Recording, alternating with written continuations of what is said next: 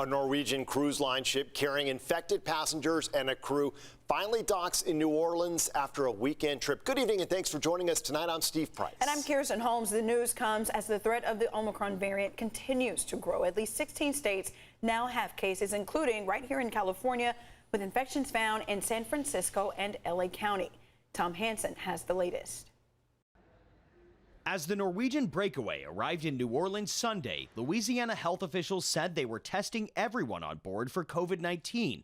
The cruise line was trying to prevent more spread after confirming an outbreak on the ship that made stops in Belize, Honduras, and Mexico.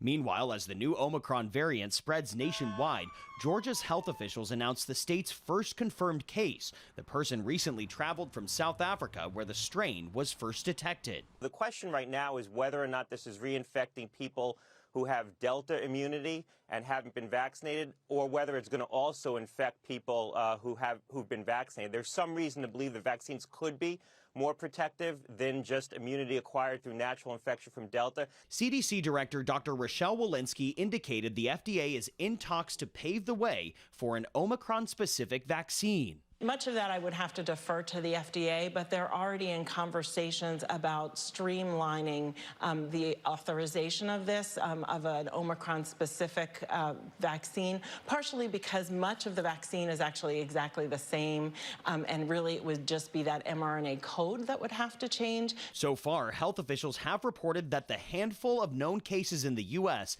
have been mild in vaccinated people, but they say there is still not enough evidence to know what to expect from Omicron. Tom Hansen, CBS News.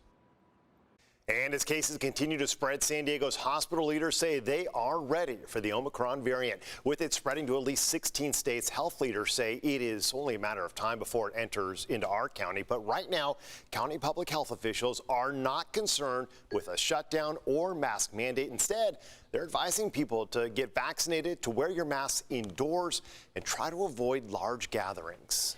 Parents and students in San Diego Unified Schools, listen up. A judge has decided that the student vaccine mandate will move forward after the decision was challenged in court. News 8's Dana Marie McNichol has been following this developing story for us. She has a closer look at what this all means for students and parents. We've been covering this case from the very beginning after a 16-year-old Scripps Ranch High School student and her family filed an appeal to block the San Diego Unified's vaccine mandate. The Ninth Circuit denied the emergency halt and said that the vaccine mandate is in the best interest of students. All San Diego Unified students must get their second vaccine by December 20th if they're over the age of 16. The San Diego Unified School District's COVID-19 vaccine mandate for students has been upheld by a federal appeals court, which lifted a temporary injunction it placed on the mandate last week. This is the second ruling in just a few days. We knew we were moving from the classroom to the courtroom. Legal analyst Wendy Patrick says the Ninth Circuit had to weigh some factors when reviewing this case. They have to look at the intent of the mandates. They have to make sure that there are no constitutional violations. And they did all of that, and in their analysis, they basically found that the San Diego Unified, the school district, was acting in the best interests of the students, as opposed to intentionally discriminating on the basis of religion. While the district plans to allow for medical exemptions to the mandate, it does not permit religious or personal belief exemptions. Back in October, Paul Jonah with Lamandria and Jonah filed a lawsuit on behalf of a 16-year-old Scripps Ranch High School student athlete who argued her Christian beliefs prevent her from getting the vaccine. She's not anti-vaccine. Her family's not anti-vaccine. She's only opposed to vaccines that were made in a certain way, and many people of faith are opposed to those vaccines. The Ninth Circuit ruled last Sunday that the injunction would remain in place until the district removed a vaccine deferral option for pregnant students. The district removed the option on Monday. The extent to which different types of court rulings across the nation serve as precedent and even as advisory precedent to other jurisdictions is going to be something we're going to be keeping an eye on very closely, especially as new variants continue to be introduced into our communities. Under this ruling, unvaccinated San Diego Unified students 16 or older will need to start remote learning under independent study. This comes second semester on January 24th. Now, for those who are vaccinated, students 16 or older must get their second dose by December 20th. In San Diego, Dana Marie McNichol, News 8.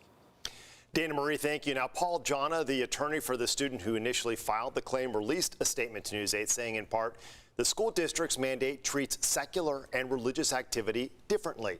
Specifically, the policy allows in-person attendance by students unvaccinated for medical reasons and in-person attendance by unvaccinated new enrollees who meet certain criteria. We must therefore apply strict scrutiny to the mandate.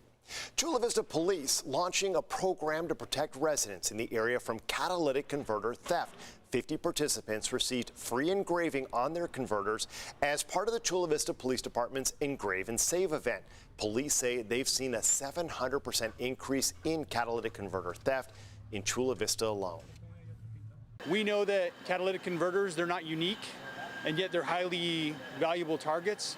So we're trying to make them unique so that when we find them, we can prove that they're stolen and we can return them to the victims. Police hope residents will be encouraged to get their catalytic converters engraved. Cost for replacing them can exceed $3,000. They had those 50 slots that they put up for grabs, gone in 3 hours. Yeah, a lot of people want that security. You're hearing this all over the county.